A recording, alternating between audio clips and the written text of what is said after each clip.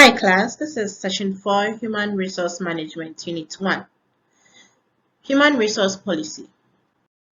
At the end of this session, you should be able to explain what human resource policy is, identify types of human resource policy, and list the importance of human resource policy. Explanation of human resource policy. First, we need to know what human resource policy is. So human resource policy outlines the guidelines for how organizations' human resource should be treated in terms of the following in order to achieve set organizational objectives. First off, what is policy? The general rules or guidelines that regulate organizations is what we term as a policy. So the guidelines, the general rules that an organization has set is what a policy is. So human resource policy is what it shows how human resource should be treated in an organization in order to achieve set organizational objectives. So here we are looking at some of the concepts that is being captured in a human resource policy. Okay, so here we are looking at recruitment and selection. The concept of recruitment and selection is captured in there. The work processes of employees is captured. Training and development of employees is also captured. The compensation, incentive benefits, reward, anything due an employee is also captured in there. We have the leave.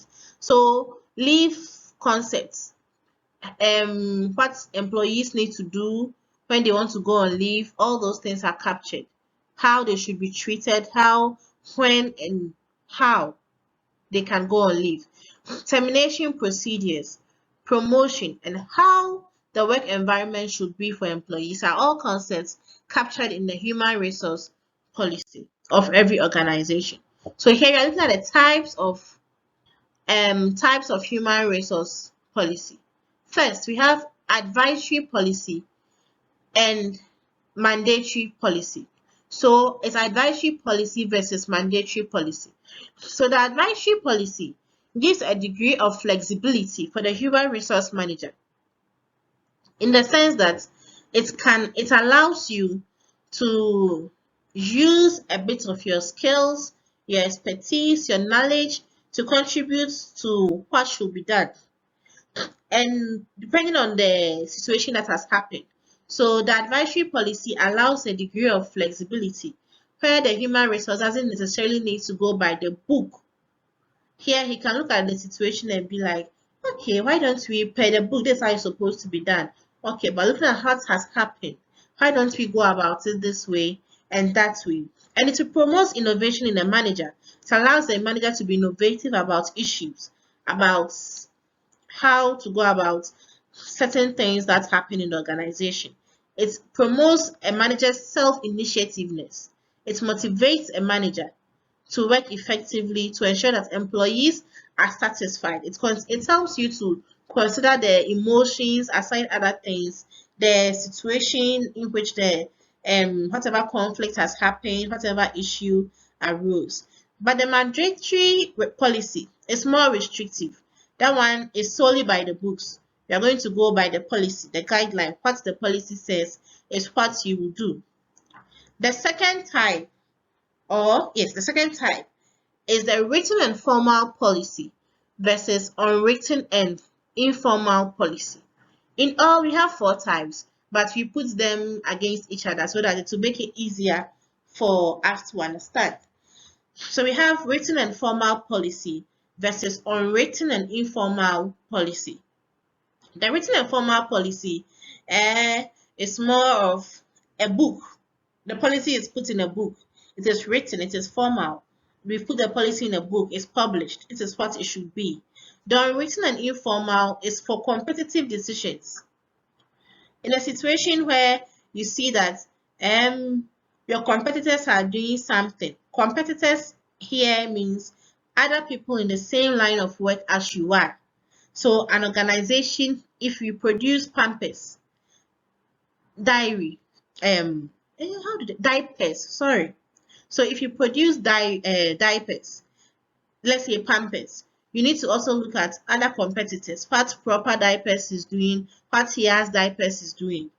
Please, you get it. So competitive decisions is when you are going to follow unwritten and informal policies. That's when this one what arises. So in all, we have 4 types of human resource policy: the advisory policy, mandatory policy, written and formal policy, and the unwritten and informal policy. It is important that organizations use policy in their day-to-day activities. But what is the importance of policy for a human resource manager? Here we have identified that policies determine indirect control over independent actions, in the sense that you act independently. A policy is going to give you an indirect control. So you know what a policy says. As a human resource manager, you know what a policy says when it comes to recruitment and selection.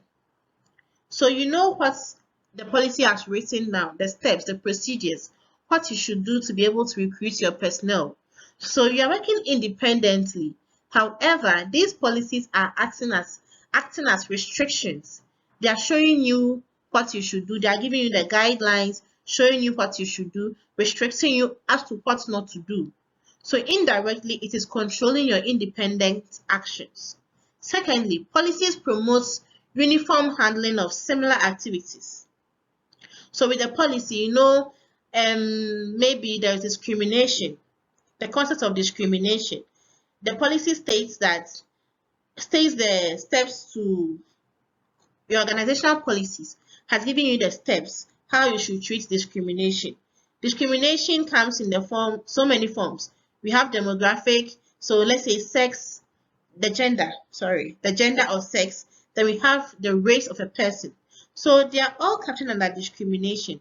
So collectively, it is going to give you a uniform way to handle similar activities. Then the third one, it ensures that managers do the right thing, which indirectly is shadowing the first importance of human resource policy. Because you are indirectly being controlled by the policy, you are going to do the right thing and ensure that there is no conflict of interest. Lastly, it prevents managers from embarrassing themselves and the organization. A manager, though, has experience, but a manager also needs to be guided by some regulations, as stated, or guidelines, as in the policy. So if a manager doesn't have a policy that he falls onto, it's not being guided, it's not being restricted. Sometimes managers may make decisions that could cause an embarrassment to themselves and to the organization.